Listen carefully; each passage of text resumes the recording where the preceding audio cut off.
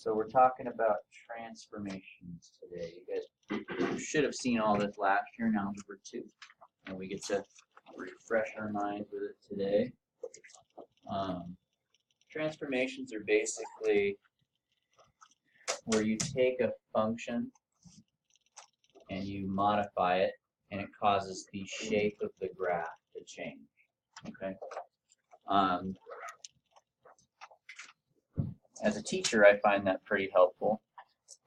Sometimes when I'm making your guys' tests, for instance, I need a graph to look a certain way, so I start off with a shape, and then if I want to be maybe wider or skinnier, I know what sorts of transformations to do it to make it do that. So transformations are really useful for modeling real-life scenarios, where if you want to make this particular function match this particular scenario, you know how to modify it to make it fit the data well. It's also basically the skill we use when it comes to graphing those functions. So transformations are pretty useful in that respect. So they're helpful for graphing and for modeling. Okay. So there are 4 types of transformations. There's translations. That basically means just shifting around. Doesn't change the shape of the graph, it just moves it around. Reflections flip it either upside down or sideways. Stretches and compressions actually stretch or compress the shape. So basically we're going to learn how to write equations with certain transformations, and then you guys should be able to look at a transformation and know what kind of transformations occurred. There are rotations. We won't be doing those, but there are rotations, yeah. Did you learn those? That's cool. All right. So what is a transformation? We just talked about that. So it means to change it somehow by a mathematical operation. It changes the way the equation looks, and it also changes the graph. And I believe I printed that for you. Am I correct? Yeah. Okay. And we talked about the 4 types and what they are.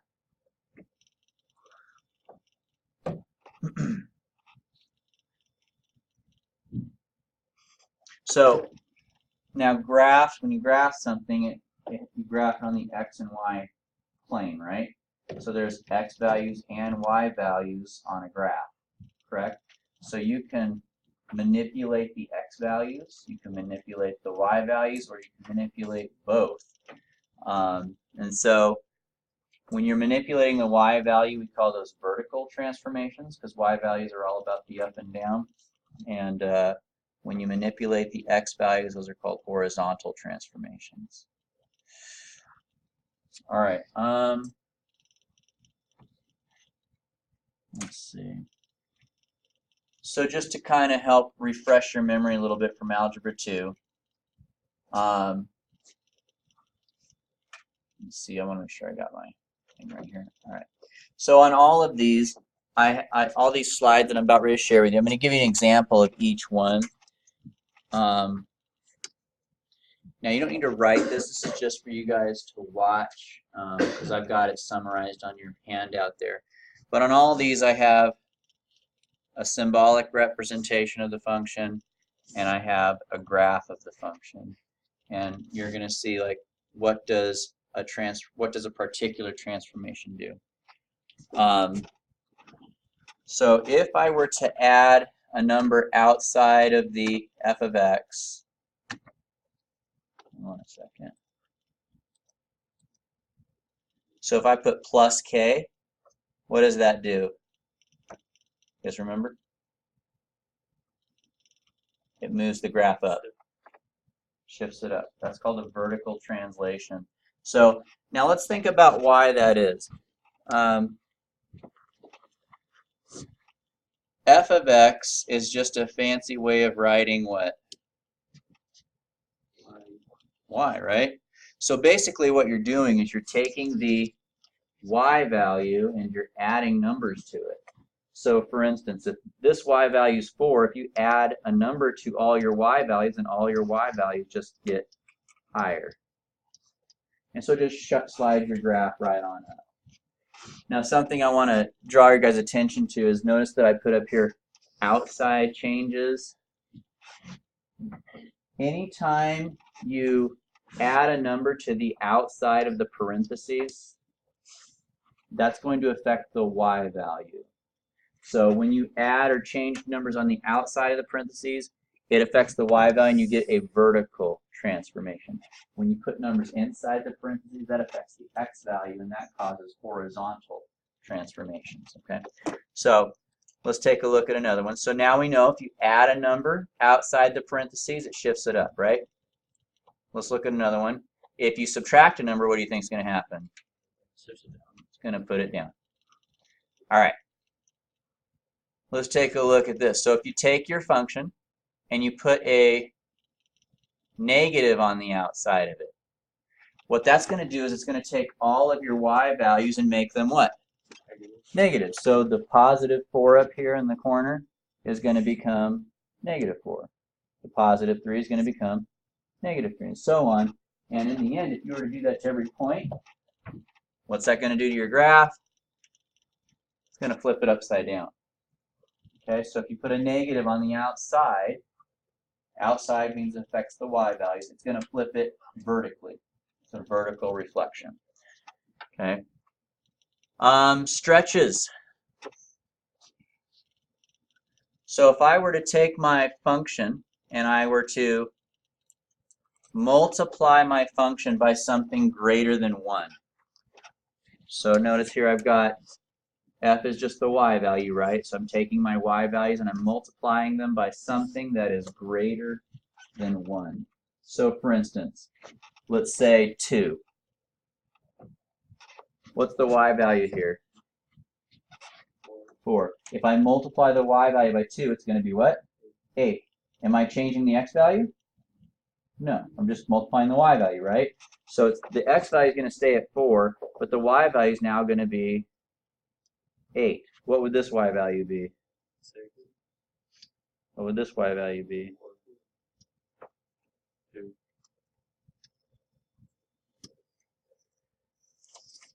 It stretches it. Notice it looks skinnier, doesn't it?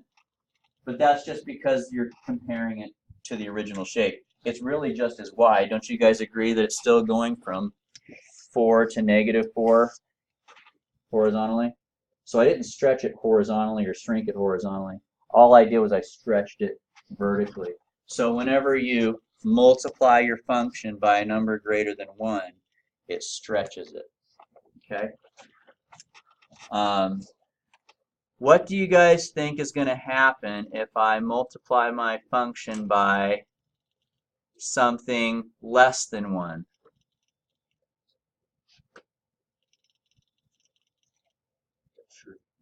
It's going to smash it, right? So if you multiply by greater than 1, it stretches it. If you multiply it by something that's small, it squishes it. Now, something I want to draw you guys' attention to on both of these, I'll draw the picture really quick. So it got smashed a little bit. Something I want to draw your guys' attention to on these is that notice that I don't just say a is greater than 1. What do I say? The absolute value of a is greater than 1. Now, the reason that's important is because if you take your function and you multiply it by 2, that's a stretch, right? But even if you multiply it by a negative 2, that's still a stretch. Well, negative 2 is multiplying with the y. Well, no, in the problems I'm going to give you, I'll pick the numbers for you. But my point here is that it doesn't matter whether the number is positive or negative. You take the absolute value of it and ask yourself, is it greater than 1? If it's greater than 1, then it's a stretch. If it's not greater than 1, then it's a compression. But that negative is not irrelevant. What does the negative do? We've already talked about it. It flips it. So what's happening here is it's being flipped and stretched. So it's almost better to think of the sign opposite from the number, like just separate from the number here. Okay. So we're only looking at the absolute value of the number. All right, so we looked at all of our transformations vertically, all the outside changes that affect the y values. Let's here's a summary, and this is what's printed for you guys. So Adding a number outside the parentheses shifts your graph up. Subtracting a number outside shifts it down. Multiplying the outside by a negative flips it upside down across the x-axis. Multiplying it by a number that's greater than 1 stretches it. Multiplying it by a number less than 1 compresses it. Okay? So that is our vertical transformation. Those are ways to alter your graph. All right. So let's do an example problem here. Did I print this for you? I didn't? Okay. So I'll pause for a second. Let you guys write this somewhere on a piece of paper. Write down your directions and number 1. Directions are asking us to do 2 things. I want to make sure you guys recognize that. It's asking us to write a new equation for g of x. And then it's also asking us to describe what transformation is described. So there's 2 things that we're going to do for each one. Maybe I'll call it A and B instead. Okay, so they give us a function, right? Here's f. F is this function, which is the absolute value of x. Now, our job is to create a new function called g. And that new function is the same thing as f, it's just that it's being multiplied by 2. Okay? So here's how we're going to do this. G of x is equal to 2 times f of x, right? Now, what does f of x equal, you guys? What is it? What? That's true. But up here, what are they telling us f of x equals? Absolutely. So I'm going to replace this with the absolute value of x. That's it. That's your equation. That's part A. That is our new equation. So f of x is the absolute value of x. Therefore, g of x is 2 times the absolute value of x. Does that make sense? So you just replace the f of x with what f of x equals. Now, part B. Let's describe the transformation. So f of x would look something like this. If you guys did your homework last night, you'd know that that's what an absolute value function would look like. Okay? If you did it right. What would happen if I took that absolute value function and I multiplied it by 2? What kind of transformation would that be? A vertical stretch. And when you say transformations, you want to say 2 things. Vertical or horizontal, and what type of transformation. So it's a vertical stretch. Now, for this slide, everything that we say is going to be vertical because that's all I've talked about so far. But we'll get to the horizontal ones in a minute. Okay? So part A, we created our new function, and it's g of x is equal to 2 of x, or 2 times absolute value of x. Part B, it's a vertical stretch. Let's go ahead and write down number 2 here.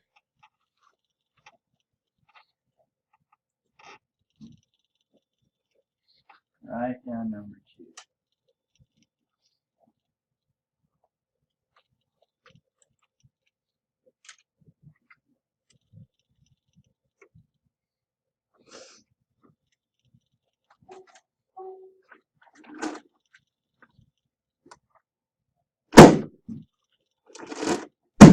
There. That's your cell phone punishment.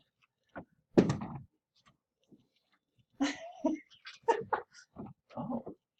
It has to be unsuspecting. It has to be unsuspecting. All right, here we go. Xana, put your phone. You're getting me in trouble with Amber. All right, here we go. We have g of x is equal to negative f of x plus 1. Oh, you're just trying to show off because you were on your phone. Good point. All right, here we go. So I'm going to replace the f of x with what here?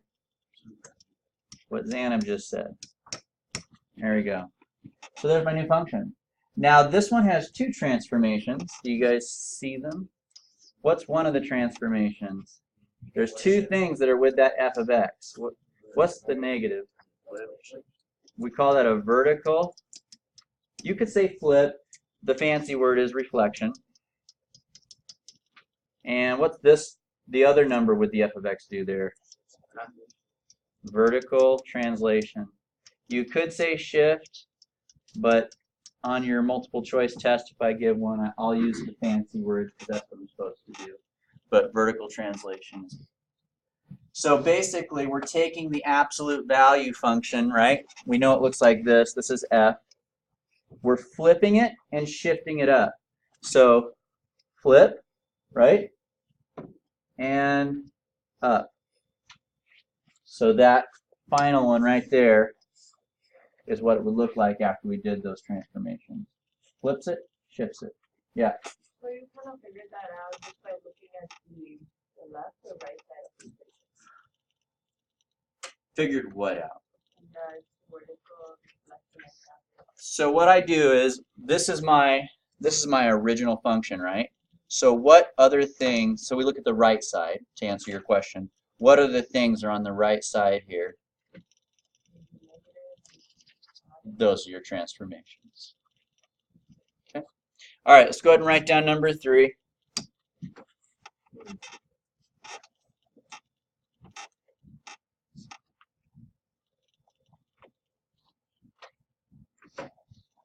So when it's multiplying, it's vertical reflection. When it's multiplying, it's vertical stretch, or it could be a compression, depending on the size of the number. Yes, right on. If it makes you mad, just tell me to stop. But I think it's fun.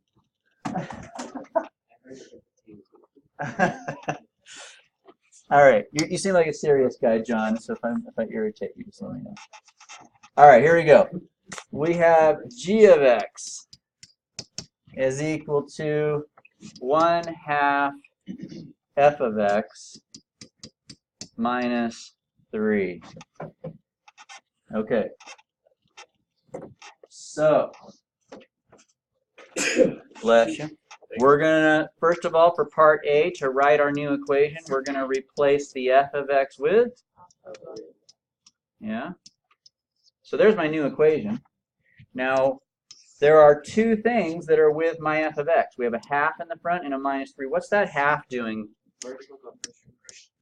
That's a compression, right? So that means that it's going to take my graph and it's going to squish it vertically. It's not going to make it skinny or anything. It's just going to make it look fatter and shorter. Let's see. And what's that minus 3 going to do? Good. Now, you know what, speaking of, I probably should have, with translations, you want to say what direction they're going. So we'll just put a down arrow there. So how do you know if it's a vertical compression or stretch? So you're looking at the number if it's bigger than 1 or not? Yeah. Regardless of whether it's positive or negative. That's why it says absolute value on that piece of paper. Okay, so if it's like less than 1, then it's going to be a vertical stretch? Oh. Compression. All right. So here's what I want you guys to do. Draw this at the top of your paper, just a normal little V shape that looks like that. And just test yourself really quick. I want you guys to see if you can sketch what this would look like. What would it look like if I compressed it vertically and then shifted it down? See if you can sketch what that would look like, just for the heck of it.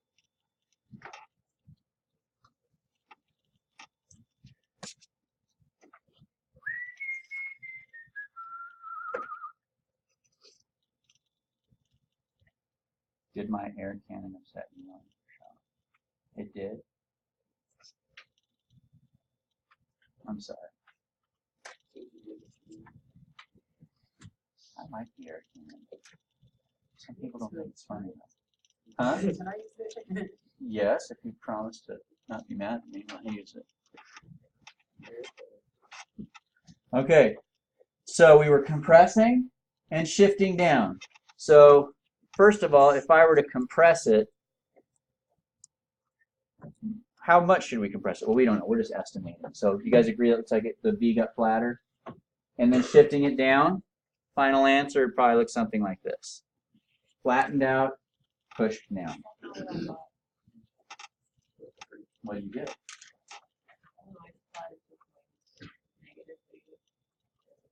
Oh, no. Yeah, well, I told you this was the original shape. And you just have to do two things to it. You have to flatten it and shift it down. And that's what it would look like if you did. So we don't go by numbers? No, we're estimating. You can go by numbers. And if you wanted to do that, what you would do is, so she's asking, do we go by numbers? You could. You get very specific.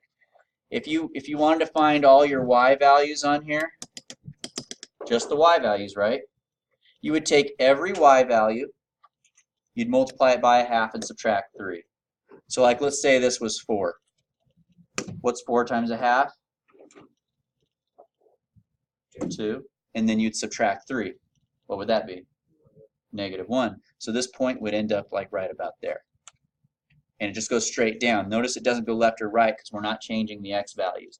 You do the same thing to all those y values, and by the time you were done, you should end up with something that looked like what I had. Okay? So you could be very specific, but I'm not worrying about that too much right now. All right. Let's go ahead and throw some at you guys. So each one of these, you're going to have an A and a B. You're going to write an equation and describe the transformations. And if you want to get fancy and try to sketch what the graph looks like, that's awesome too. So those are verticals. Our next stop is the horizontals. All right. So once again, I've got a graph here with a function, right? Now, if I take my function and I subtract a number from the inside, any guesses as to what you think might happen? So it's going to, first of all, yes? Shift that other graph shifts up. Good guess, but no. I thought that says it right here. Let me see. That's wrong. We're going to have to fix that. Oh, it's wrong? You're good notes, though. Good note taking. So we'll fix it when we get there. So here's the thing. First of all, it's an inside change. It's in the parentheses. So what variable is it directly affecting? So that means we're going to be having some horizontal changes. Okay? Now, sorry about that mistake there. Wait, is it my fault? It's fine. Oh. That's why I said sorry. Oh. Do you usually take responsibility when somebody says sorry? Yeah. Weirdo. Okay, so now here's the thing. Hey, Oh, look at that. when you subtract a number, wouldn't you think that moves it to the left? No, I don't think it seems alike. Well, I would think if you're subtracting a number from x, it would move it left, but it actually shifts it to the right. In fact, x's kind of do the opposite of what you would usually think. So, subtracting a number from the x will shift your graph to the right. Adding a number to your x will shift it to the left. Kind of weird. That's how they work. All right, here's another one. If you multiply the inside of your function by something less than 1. Now last time when we did it outside, we multiplied by something less than 1. What did that do? It compressed it. But x's are opposite. When you multiply by something less than 1, it actually stretches it, but horizontally. So if you multiply by a number less than 1, it does that. Notice it didn't get taller, it just got fatted, right? Because we're only changing horizontally here. And therefore, if we were to multiply by something greater than 1, squishes it in. Doesn't make it taller, just squishes it in.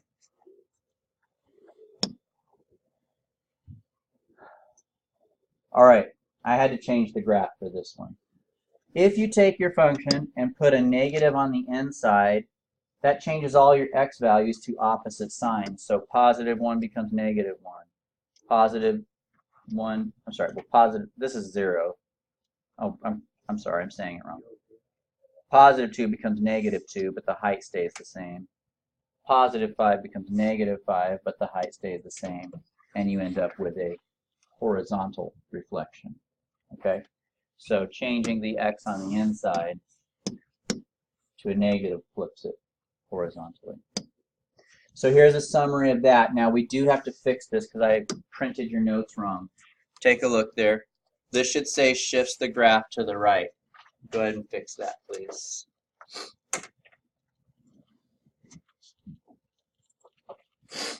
The next one should say shifts left. Did I get that one wrong as well? Yeah. Okay. And then that's what happens when you cut and paste. You forget to change things. The rest is fine. The rest is good. It flips across the y-axis if you have a negative on the inside. Yeah. If b is less than 1, does yours say less than 1? Huh? Oh, yeah. Then it's stretches it. And if b is greater than 1, it compresses it. Now notice here, remember how like when I had a number on the outside, what did I tell you this does to all the y values? The a does what to the y values? It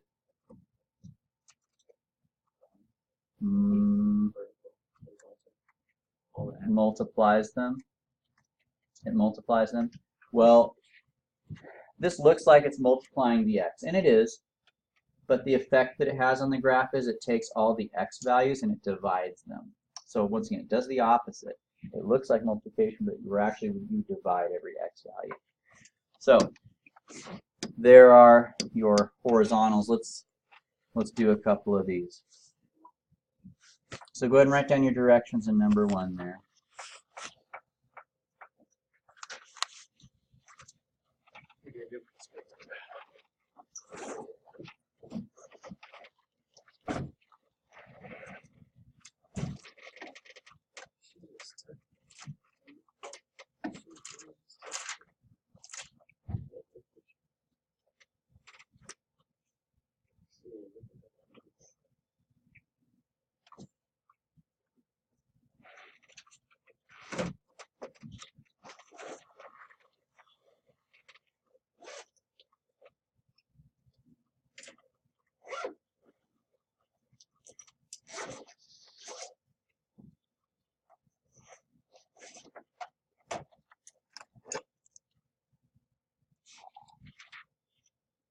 Once again, just write number 1 after you have the directions.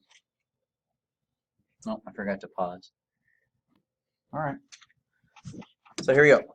Now the inside changes are a little bit different, you guys, in the way that you set it up. Okay, so part A, well, here's my function. G of x is equal to f of x minus 3. Okay, so now remember last time how we just took out the f of x, right? And we put the function in its place, the equation or whatever? Well, in this case, it's inside. So what this means is we're going to plug this in for x in the f of x function. Okay? So what is my f of x function, you guys? The absolute value.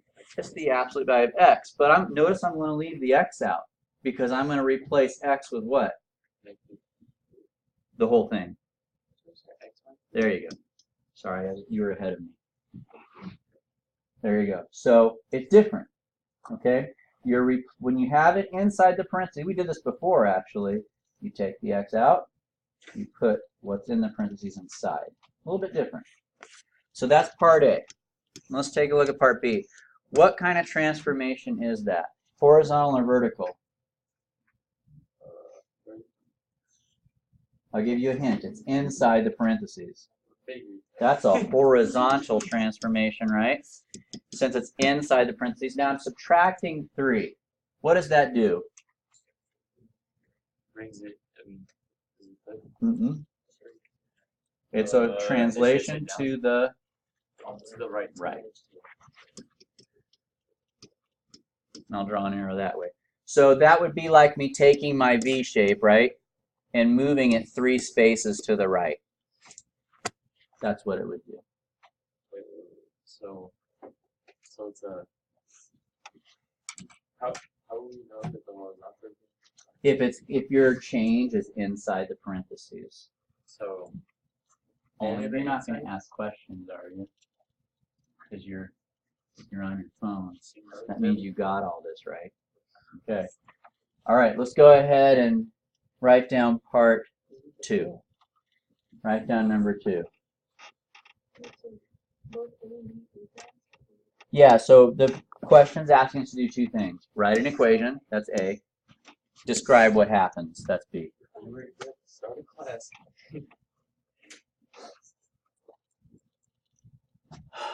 All right.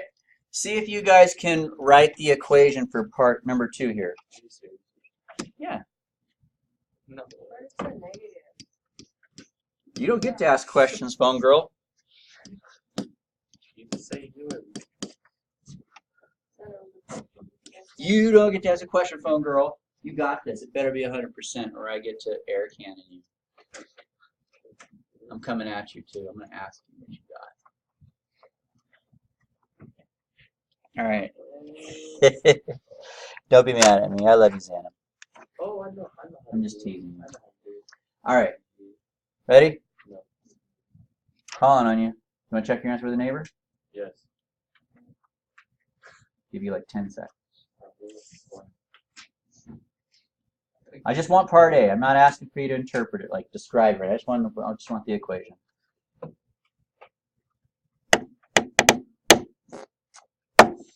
So I'm going to be coming at Gabriel here. Gabriel, what's your equation? Yeah. There it is.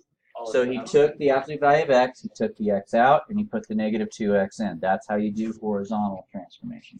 Okay, now we get to describe it. I'll give you a hint. There are 2 transformations described here. First of all, we have a negative, right? What do negatives do? We're multiplying by a negative. So look at your paper. When the negative is after the x, those are shifts. When it's in front, Elijah, those are a stretch. What the freak? It's a horizontal reflection. The negative does that. Let me show you where are we. So you see the negative. See the negative there in front of the x. That's a horizontal reflection. Okay. Now I'm also multiplying by a number that's greater than 1. What does that do? That is a horizontal compression. So what that would do is it would take this graph, right, and it would flip it horizontally. Guess what it would look like if you flipped it horizontally? It would look identical. That's not going to do anything. It looks the same, right? And it's also going to compress it horizontally, so the final answer would just look like a skinnier V shape. All right, let's go ahead and take a look at number 3. Huh? This one I'll help you guys out with a little bit. I feel like I have an idea. It's like the same thing, but the first row is on the outside. No, they're both inside.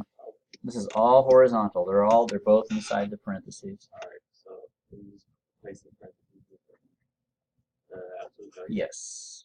Yes. And you get rid of the f if you think of it that way. All right. So here we go.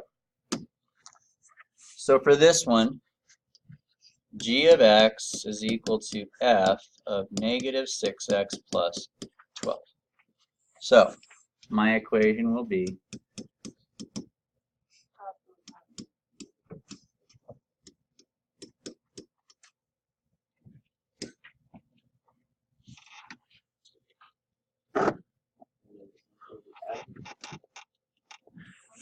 okay. Now before we start doing part B, some of you guys might be working ahead because you're feeling pretty good about these things.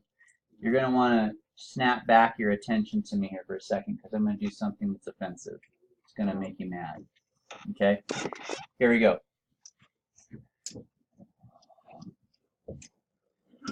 Write this note down. If we have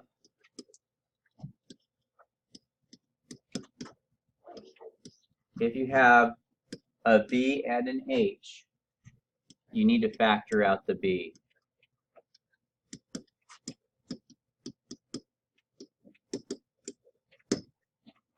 Okay, so I'll show you what I mean by that, but you want to have that note because it'll help you in a second.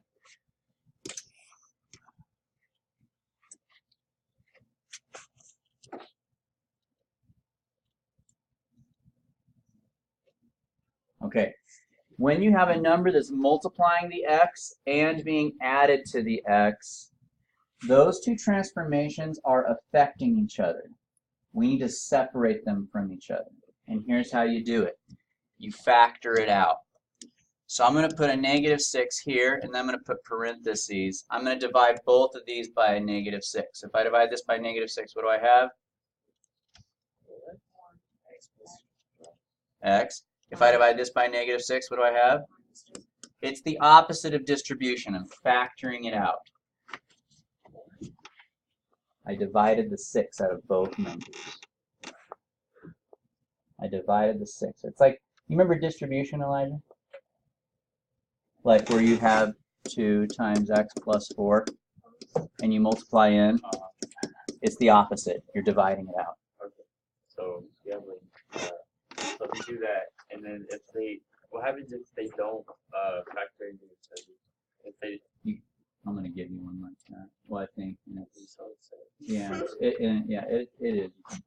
All right. So so now since we did it, Now that we've done it, these are the numbers we look at here. You're looking at this number and this number. So what are our transformations? What does that negative do? makes it to positive. Oh, no. I'm so sick of Okay, when you have a negative in front of your x, what does it do? Look at your notes. It reflects. Good. When you're multiplying your x by a number that's greater than 1, what does that do? When you're subtracting a number from your x, what does that do?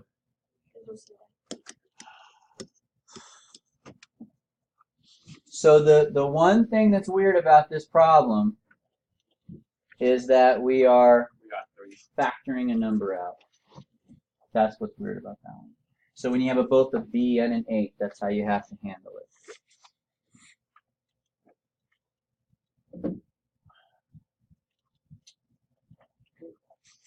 How are you on time here? We're just about out of time. We get out at 8:30, right? Can you make us do 4, 5? No. No. We're not going to do 4 and 5 right now. We'll stop there. But I'll let you guys go ahead and pack up. All right, so we're going to do number 4 now. Okay, so once again we have that same pattern where we have a B and we have a H. So we have to factor this out.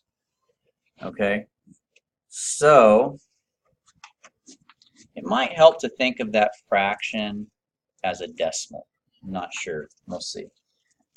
First of all, let's go ahead and begin. So we have this. So I think what I'm going to do is I'm just going to go ahead and change it to a decimal.